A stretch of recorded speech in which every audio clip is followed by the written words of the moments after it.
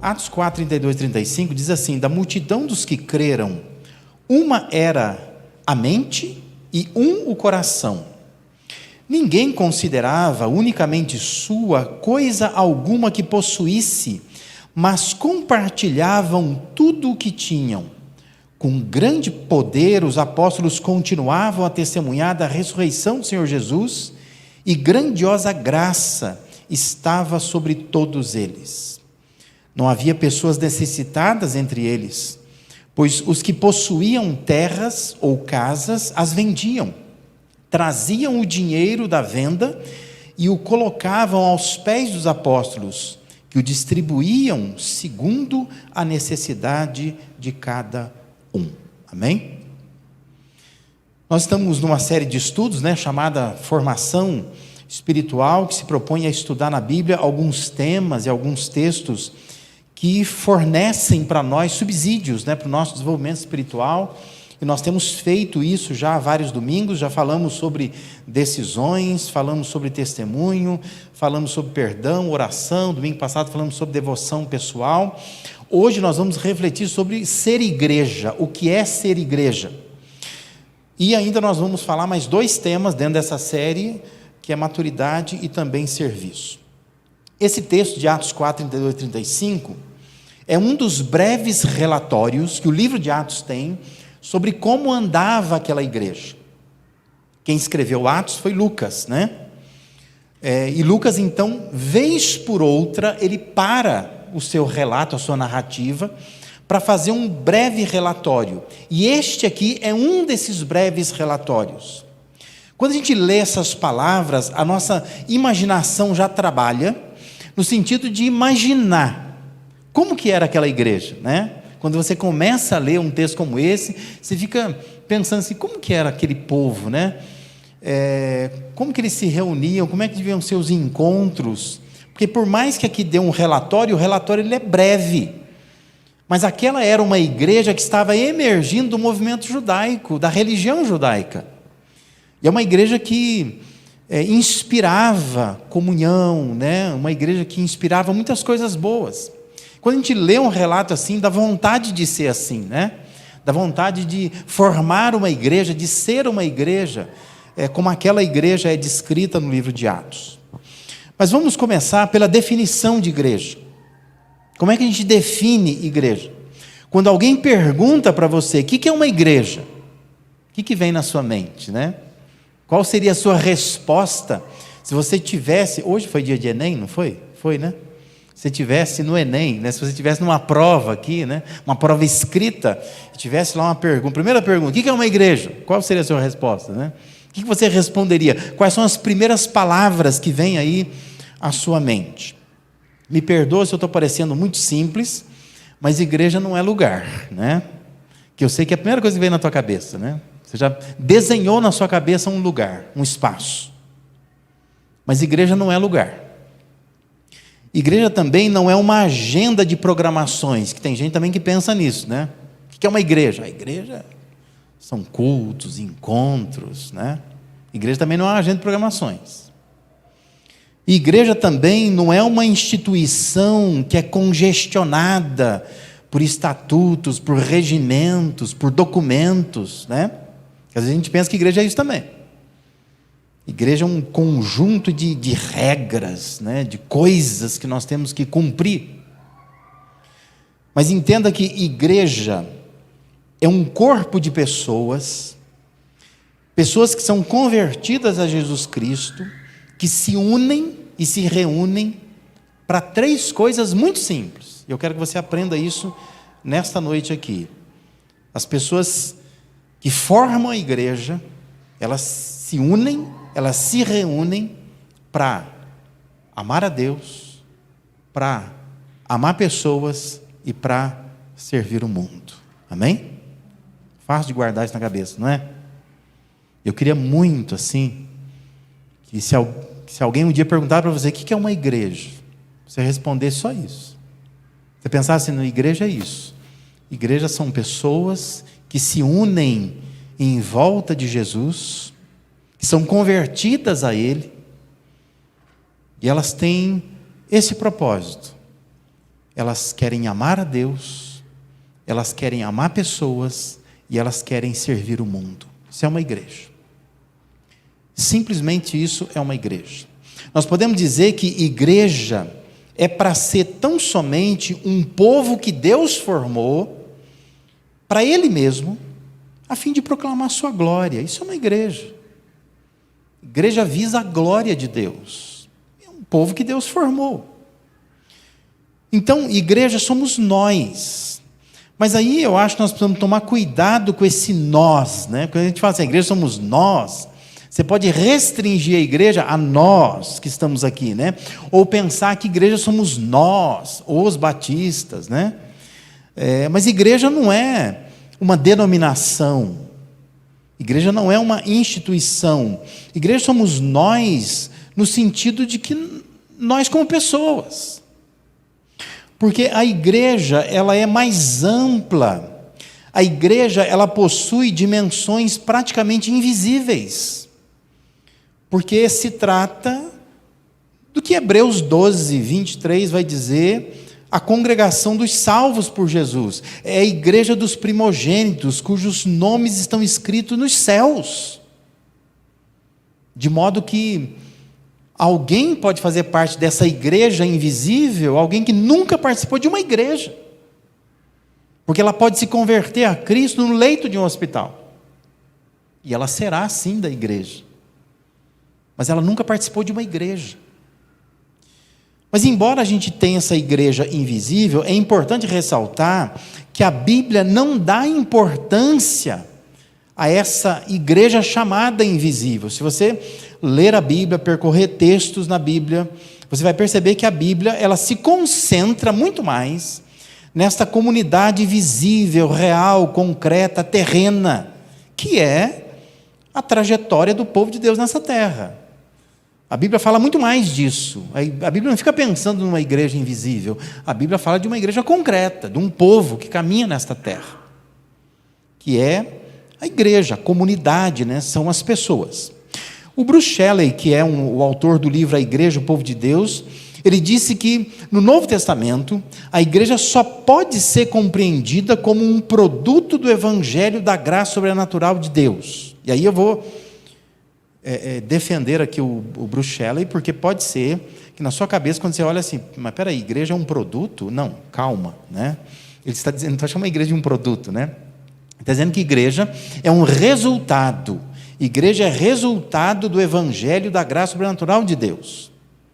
Igreja não pode ser, um monte de gente resolveu se unir, nós vamos montar uma igreja. Por quê? Porque a igreja dá dinheiro, porque a igreja é bacana, né? A gente ajuda um ao outro, né? Não. Igreja, no Novo Testamento, ela é resultado, ela é produto do Evangelho da graça de Deus sobre as pessoas. Então as pessoas, uma vez atingidas pelo Evangelho, uma vez experimentando a graça de Deus, elas querem se reunir como igreja, né? Mas igreja é isso, o Novo Testamento inteiro fala de igreja dessa forma. De modo que o que torna a igreja um povo especial é justamente essa obra de Jesus Cristo. O caráter da igreja não está nos membros da igreja, mas o caráter da igreja está no seu cabeça, que é Cristo. É isso que dá vitalidade, dá vida para a igreja. O fato de que nós somos o corpo de Cristo, onde Ele, Jesus, é a cabeça desse corpo. Eu quero então te convidar a olhar comigo esse texto de Atos 4, 32 e 35, para entendermos melhor o que é ser igreja. Há anos atrás, eu estava pregando uma mensagem muito semelhante ao teor dessa mensagem aqui. E no final, quando terminou o culto, ao passar pela porta, uma jovem chegou para mim e disse assim: pastor, eu não gosto muito desse tipo de mensagem que o senhor pregou hoje. Eu falei, por quê? Ela falou assim, não, porque é mensagem sobre ser igreja. Eu gosto mais de mensagem que fala para a gente, que fala da gente. Eu disse para ela assim: menina, ou você não entendeu, ou você não quer entender. Porque quando a gente fala sobre igreja, nós estamos falando da gente para a gente, né? Igreja não é uma coisa fora de mim. Hoje o pastor falou para a igreja, não falou para mim, né? Porque a gente se acostuma com isso, a gente quer mensagem para a gente, que fala da gente. Só que igreja é a gente, é para a gente. Se você entender isso, você vai viver muito melhor, porque você vai entender que o propósito de Deus para a sua vida passa pela igreja. Quando você está desconectada dela, você de fato está muito distante daquilo que Deus quer para a sua vida. E a sua vida com certeza será muito mais abençoada se você entender e inserir a sua vida nesse contexto da igreja. Bom, nesse texto de Atos 4, nós temos dois tipos de constatação. Uma constatação é o que as pessoas daquela igreja faziam, ou seja, são as ações daquelas pessoas. E outra constatação que a gente faz no texto são os resultados que iam aparecendo. Então, eu coloquei ali na tela uma tabela mesmo, para você entender o texto, como o texto foi escrito, né? O que ele está se propondo a mostrar. Então, nós temos de um lado as ações, o que aquele povo fazia. E nós temos do outro lado os resultados. Ou seja, aquela igreja, chamada primitiva, como resultado, diz que aquele povo, aquela multidão, o texto descreve, né, ele tinha um coração só e uma alma só. Ou seja, era um povo grudadinho. Quando alguém olhasse, via para aquele povo como se fosse um homem só, uma pessoa só. Tão unida que era aquela igreja. Isso era um resultado. Outro resultado diz que havia grandiosa graça sobre aquele povo, aquela igreja, aquela comunidade. Tudo isso é resultado. E outro resultado diz que não tinha pessoa necessitada entre eles. Agora entenda, isso são resultados. Mas quais eram as ações? As ações estão do outro lado, aí que é quase que o texto inteiro, né? E há uma beleza no texto, né? Porque o texto, ele começa com resultados, fala de ações, depois ele fala de ações, mostra um resultado, e depois ele fala de um resultado e fala de ações, né? É interessante que a Bíblia ela é escrita dessa forma, né? Não é só o conteúdo, existe um formato, um desenho do texto, que nos faz entender como que Deus ele tem uma criatividade muito grande, inspirou e motivou homens a escreverem de uma forma muito criativo. Eu não preciso te dizer que o nosso foco precisa estar nas ações, não nos resultados, certo? Nós não precisamos nos preocupar em sermos um povo que tem uma mente e um coração só, não precisa, isso é resultado. Nós não precisamos preocupar se a graça de Deus estará sobre nós, isso é um resultado. A gente não precisa se preocupar também se vai ter pessoas necessitadas entre nós, porque isso é resultado. A nossa preocupação é com as ações. Porque se nós fizermos o que está na lista das ações, os resultados vão aparecer. Está comigo? Você entendeu? Porque às vezes as igrejas elas se preocupam com os resultados. Mas resultado, como diz a palavra, é resultado. Nossa preocupação é com as ações. Que nem, por exemplo, você diz assim: não, esse ano, 2021, eu quero emagrecer. Emagrecer é um resultado. Qual é a ação que você vai fazer para emagrecer? Porque tem gente que fala assim: eu quero emagrecer, quero emagrecer, quero emagrecer, quero emagrecer. Você não vai emagrecer. Como é que você vai emagrecer? Eu vou para a academia, eu vou caminhar, eu vou, né, dar uma comedida, né, na comida. Não vou comer tanto. Então você vai emagrecer. Não é isso? Eu quero ser mais saudável esse ano. Maravilha, isso é um resultado. Mas não adianta você focar no resultado, você tem que focar nas ações. O que eu vou fazer para alcançar esse resultado? Então aqui é a mesma coisa. Nós precisamos focar nas ações. Os resultados vão aparecer se nós estivermos focados nas ações que o texto nos mostra aí. Então, o que claramente guiava aquela igreja e precisa nos guiar? Em primeiro lugar, aquela igreja era guiada por união.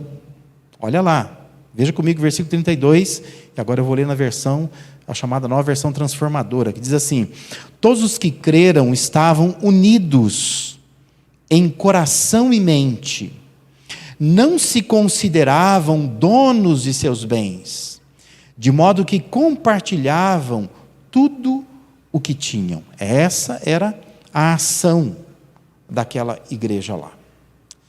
Não é que eles não tivessem bens, ou que eles não quisessem os bens materiais, mas que, tendo bens materiais, eles não se consideravam donos de seus bens, e por isso eles podiam compartilhar. É mais uma questão de atitude com o que se é e com o que se tem, do que o ter ou não ter. União no âmbito da igreja se assemelha muito à união no casamento, união na família. Como é que você se une em família? Como é que você se une no casamento? No casamento, na família, você tem que compartilhar a vida, não é isso? Ninguém se casa para, casou, foi para a lua de mel, voltou, aí no dia seguinte fala: eu vou pagar do meu pai e da minha mãe, você vai pagar do seu pai e da tua mãe, né? Isso é namoro, isso não é casamento. Casamento é compartilhar a vida. Você vai ter que morar com a pessoa, ajudar a pagar as contas, ajudar a resolver os problemas, tem que dormir com a pessoa, acordar com a pessoa, sentir o cheiro da pessoa, os cheiros da pessoa, conviver com os problemas das pessoas, não é? Isso é casamento, que não é fácil. Igreja é a mesma coisa. Se a gente quer ter união, nós precisamos partilhar a vida, compartilhar a vida. E é praticamente impossível unir pessoas que estão fechadas no seu próprio mundo. Pessoas que vão partilhar a vida, elas têm que se abrir para outros. É isso que o texto de Atos está dizendo. Aquela chamada igreja primitiva era guiada por união. União envolve compartilhar, e compartilhar exige ajustes. Tem que ter ajustes. Eles não se consideravam proprietários de suas vidas, e por isso eles entendiam que a vida podia ser repartida. E aí pode ser bens, pode ser tempo, pode ser atenção, pode ser conhecimento. Mas igreja unida é igreja que reparte, porque as pessoas estão unidas. Elas compartilham. Elas querem compartilhar, de fato, a vida. Se a gente voltar em Atos, lá no capítulo 2, no relatório, que é outro relatório que tem, no capítulo 2, o versículo 44, vai dizer assim: os que criam se reuniam num só lugar e compartilhavam tudo que possuíam. Eles compartilhavam tudo. Isso era o espírito, era a atmosfera da chamada igreja primitiva. Quando o apóstolo Paulo ele escreve aos filipenses, ele vai orientar os filipenses, lá no capítulo 2, versículo 3 e 4, ele diz assim: nada façam por ambição egoísta ou por vaidade, mas humildemente considerem os outros superiores a si mesmos. Cada um, olha o que Paulo diz, cuide não somente dos seus interesses, mas cuide também dos interesses dos outros. Isso é união. Isso é o que se espera de uma igreja. Por isso, presta atenção, não existe união, não tem como haver união, onde há a chamada ambição egoísta, onde cada um está buscando o seu próprio interesse. Paulo diz, não tem como. Você tem que unir quando você encontra esse ambiente de altruísmo, que é o contrário do egoísmo, onde as pessoas, as vidas estão abertas. Então, aplica isso na sua vida. Você está pensando, isso é para a igreja. Não, é para você, é para mim, para a gente pensar nisso. Aplica isso na sua vida. Como é que eu, como pessoa, como indivíduo, eu posso ser igreja e praticando a união? Entendendo assim que a minha vida não pode ser guiada por ambição egoísta. Eu não posso. Eu preciso partilhar a minha vida com outras pessoas. Porque essa era uma ação que acontecia na igreja primitiva. Para que a gente tenha o resultado que aquela igreja tinha, que era a igreja ser vista como uma só. Era uma somente, um só coração. Uma somente, um só coração, a gente consegue quando nós, como povo, estamos de fato partilhando a nossa vida. Quando a gente tem bens, não é? A questão não é não ter bens. A gente tem.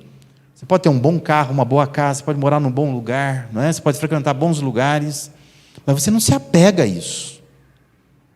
Você partilha isso, né? Porque você não considera seu aquilo que você tem, mas você entende que tudo é uma dádiva de Deus, e sendo dádiva de Deus, eu posso então partilhar essa vida com as pessoas que estão à minha volta. Amém? Entende isso? Essa é a primeira ação. Aquela igreja era guiada por união. Além da união, o que claramente guiava aquela igreja? Outra coisa que guiava aquela igreja era a pregação. E aqui, nós como igreja precisamos pensar na atenção que nós damos à pregação que é feita. Observe comigo lá, versículo 33. Com grande poder, os apóstolos davam testemunho da ressurreição do Senhor Jesus, e sobre eles havia grande graça. Li agora na Nova Versão Transformadora. O poder do testemunho, da pregação dos apóstolos, fazia toda a diferença na vida daquela igreja. Aquela igreja era guiada pela pregação, que dava o tom daquela igreja, além da união, também era a pregação. O conteúdo da pregação deles era que Jesus não estava morto, mas ele estava vivo. Ou seja, a pregação apontava para um Deus vivo e municiava aquela igreja de esperança, porque era uma adoração, era um amor a um Deus vivo. É isso que a pregação promovia, instigava aquelas pessoas a estarem pensando. Não se tratava a adoração a um Deus morto, mas era viver para um Jesus ressuscitado. Isso alimentava aquela igreja, punha fogo naquela igreja, né? O povo estava vivendo com esta convicção. Nas palavras de Pedro, na sua primeira carta, aquela gente se via como geração eleita, sacerdócio real, nação santa, povo exclusivo de Deus, para anunciar as grandezas daquele que os chamou das trevas para a sua maravilhosa luz. Isso é 1 Pedro, capítulo 2, versículo 9. Por isso, o texto afirma que sobre eles havia uma graça abundante. Era perceptível naquela igreja, essa é a descrição que Lucas faz, né? Havia uma graça sobre aquela igreja. Não é aquela igreja que você entra e você se sente mal. Quando você vê aquele povo, você se sente mal, se sente pesado, preocupado, irritado, desanimado, né? Mas um povo que dá vontade de unir a esse povo. Porque se percebe que tem alguma coisa nesse povo, que a abundante graça de Deus está sobre esse povo. Como é que nós conseguimos isso? Nós conseguimos isso quando nós damos atenção à pregação. A atenção das pessoas estava voltada para aquilo que os apóstolos ensinavam. E isso fazia toda a diferença na vida daquela igreja.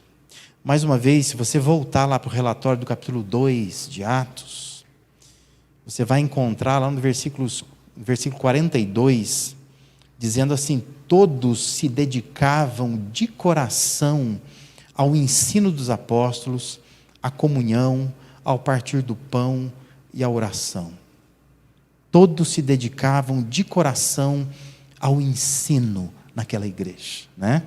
Então assim, se nós nos dedicarmos de coração ao ensino que nós temos aqui, o que vai acontecer como resultado é que sobre nós virá a abundante graça de Deus. Amém? Você não precisa buscar a abundante graça de Deus. Não, você faz a ação, o resultado virá. É só a gente dar atenção. Agora pense de forma prática, como é que você pode dar mais atenção à pregação? Você pode se preparar para vir, não é? Para dar atenção. Você pode pensar em, eu posso anotar, para não desviar minha atenção. Eu posso, como alguns irmãos fazem, me passam depois, fotografar cada slide, porque eu quero prestar muita atenção. Eu quero pegar durante a semana, e hoje, meus irmãos, nós temos muitos recursos, né? Comecei uma igreja em 1994, né? Eu já falei para os irmãos aqui, né? Não tinha internet, não tinha nada disso. Hoje nós temos internet, os cultos são gravados, você pode depois entrar no canal do YouTube, você pode assistir tudo de novo. Você pode passar para frente, para trás, voltar. Espera aí, não entendi, deixa eu voltar. Né? Você pode se aprofundar nisso. Mas se nós formos um povo que se dedica à pregação, dar atenção a esse ensino, abundante graça virá sobre nós. Não adianta ficar orando, Deus, eu queria que a graça do Senhor viesse sobre nós. Não, esse não é o caminho. Não é pensamento positivo. O caminho é, nós vamos fazer a nossa parte, praticar as ações que aquela igreja praticava. Os resultados também virão. Abundante graça virá também sobre nós. Olha o que o Tiago fala na sua carta, capítulo 1, versículos 21 e 22. Tiago, ele registra, portanto, removam toda impureza e maldade e aceitem humildemente a palavra que lhes foi implantada no coração, pois ela tem poder para salvá-los. Não se limitem, porém, a ouvir a palavra, ponham-na em prática, do contrário, só enganarão a si mesmos. Muitas igrejas se tornaram grandes centros de ensino, de pregação, mas não muda a vida das pessoas. Por quê? Porque as pessoas não estão dando atenção à pregação. Só estão ouvindo, mas precisa colocar isso em prática durante a semana, precisa ver como é que eu afirmo melhor isso, como é que eu firmo isso na minha vida, como é que eu cristalizo isso na minha vivência. Se eu fizer isso, sobre a igreja virá abundante graça. Eu sei que você quer isso, né? Eu quero que Deus venha na minha vida, que eu sinta semanalmente que eu faço parte de um corpo, que eu não sou uma pessoa isolada. Graça de Deus está sobre a minha vida. Como é que você consegue isso?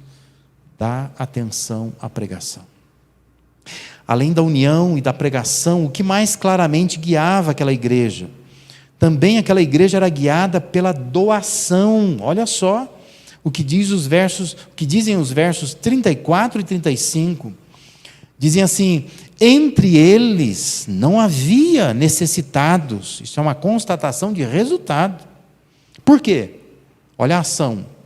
Pois quem possuía terras ou casas, vendia o que era seu e levava o dinheiro aos apóstolos para que dessem aos que precisavam de ajuda.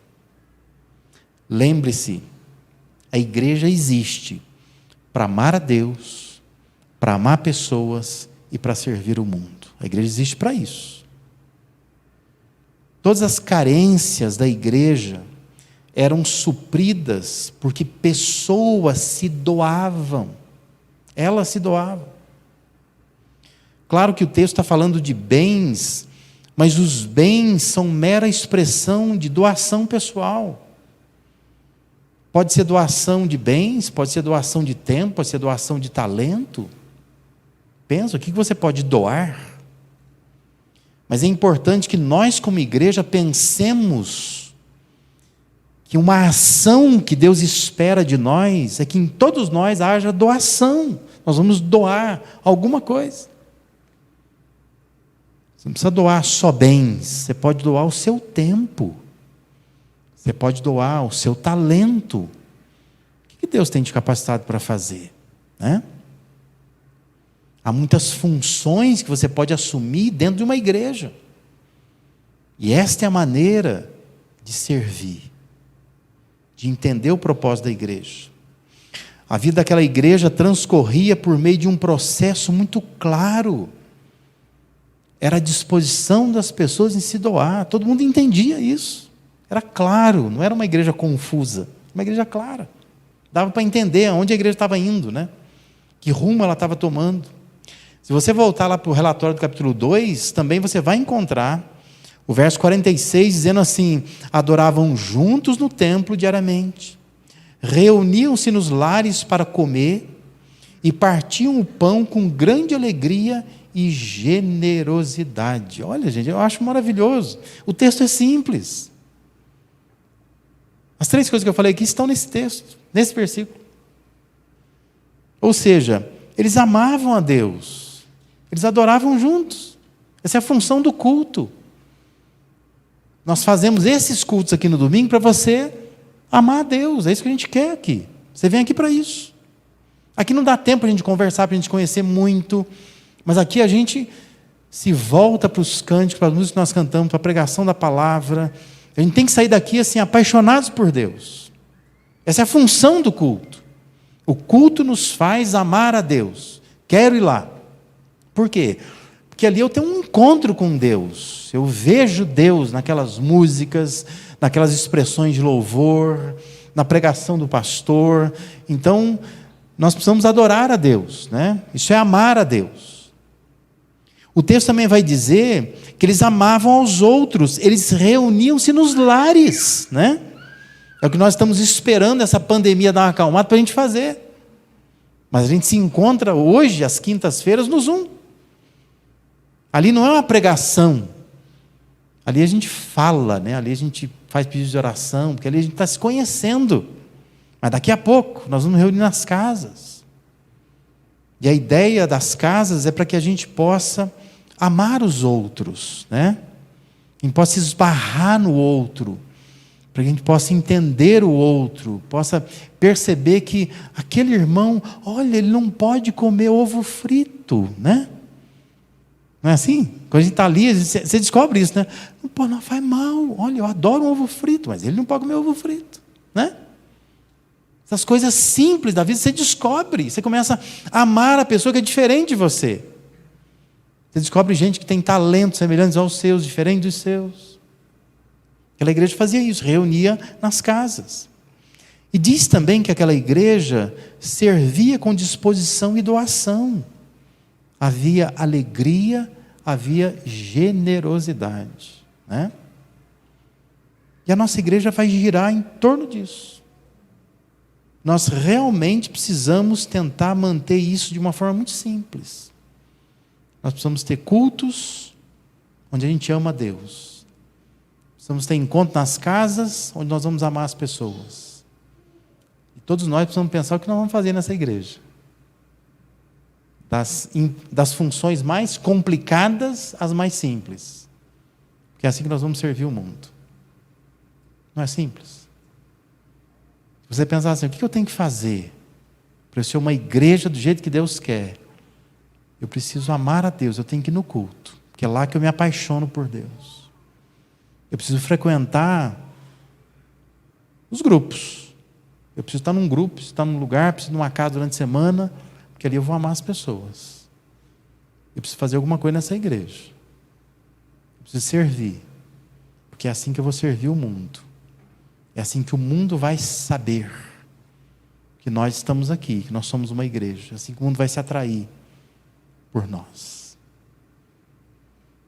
Uma igreja simples, uma igreja saudável. É isso que nós queremos. Só isso. Sem complicações, né?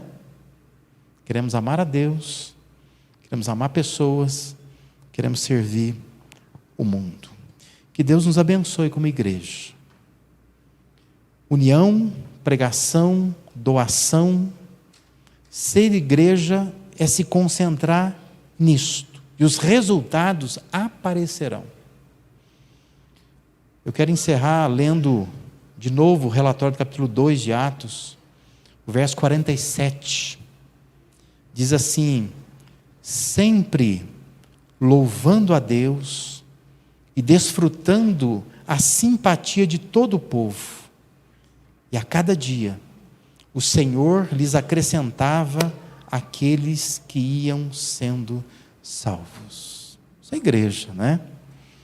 Se nós fizermos todas as ações exigidas, que estão aí, que são coisas simples, nada complicado. Nós precisamos partilhar a vida, precisamos ter união, precisamos dar atenção à pregação, Precisamos pensar em doação. Como é que eu vou me doar? Vou doar um bem? Eu vou doar meu tempo? Vou doar meu talento? O que eu vou fazer? Assim eu vou amar a Deus? Vou amar pessoas? Vou servir o mundo?